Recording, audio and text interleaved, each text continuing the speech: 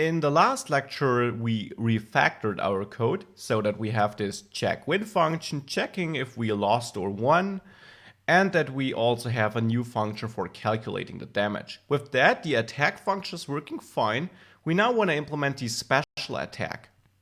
I can generally copy the code from up here.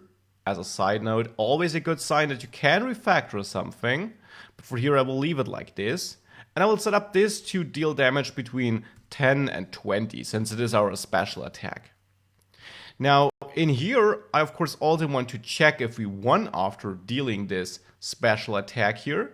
And thereafter, we again want the monster to attack, and this should always deal the same damage. So I can copy the code from up there.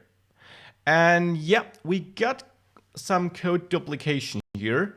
Especially the monster attack, which is always the same, deals the same damage. That is something we might outsource. Yes, we could also refactor the player damage, but I will leave it here so that we can quickly see what each attack does.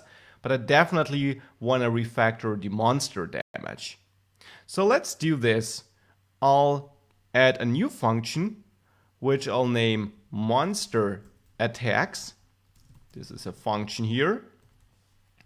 And in this function here, I simply copy in the code I just copied where I reduce the player health and deal this damage. This now means that here, where the monster dealt damage, I can now simply execute this monster attacks like that, here too.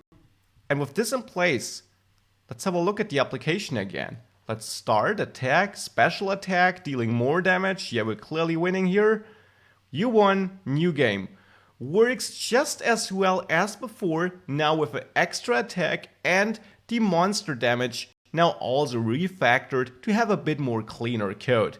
Next, we want to implement the healing and go away from dealing damage to healing damage.